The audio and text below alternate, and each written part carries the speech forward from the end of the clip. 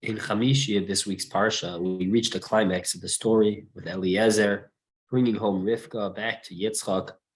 And of course, upon her arrival, Rivka seeing Yitzchak out Lasuach Basadeh, the Torah tells us that Yitzchak had went out from Lasuach Basadeh, and Rivka saw Eliezer who it was, found out who it was, fell off her camel. The rest is history. But the famous line, or one of the many famous lines in this paragraph, is that line of Vayetze Yitzchak Lasuach Basadeh, that Yitzchak went out Lasuach Basadeh.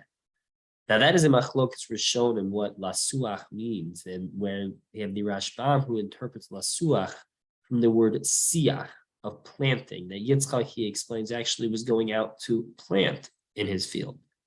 Whereas Rashi gives us the more well-known explanation, lasuach, to converse, from which we know that we deduce the obligation of mincha in the afternoon, of the afternoon prayer of mincha coming from Yitzchak. And Rav Kook makes a fascinating explanation and interpretation of the dual meaning of this word lasuach. He explains that, yeah, we understand it means converse and it means prayer. But why would that have the same word, the same root as the word lasuach from siach, from planting? To which he explains that there is a correlation between prayer, tefillah, and planting. In fact, he asks further, he says, why does the Torah here use the word, if it means prayer, why does it use the word lasuach versus any other word that we may typically more often hear for tefillah? Additionally, why does Yitzchak specifically, what correlate with the afternoon prayer? So he explains that the natural state of the soul of our neshama is always calling out. It is always in a state of prayer, of yearning to be closer to HaKadosh Baruch Hu. Our prayer, our formal tefillos that we perform, are externalizations of what our soul is constantly yearning to do. It is putting it into action of prayer.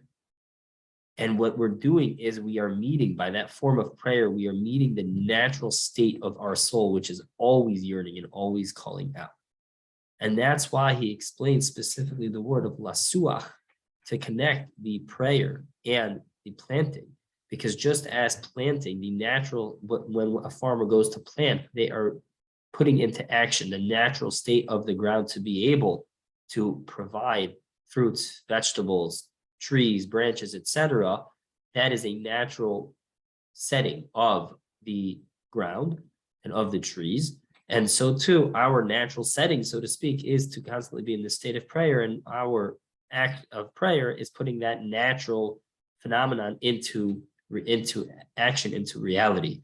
And that's the connection. He explains that that's why Yitzchak also at the afternoon specifically is because the afternoon, he says, is a unique time for spiritual growth, that natural yearning, that natural growth. After we've concluded our obligations or responsibilities for the day, we come home, and now we're able to ideally turn our focus from any work, from any responsibilities, to our spiritual responsibilities, to our growth later in the day, at night. That is an opportunity for that growth to take place, which is the connection of the lasuach, of the planting, to the prayer.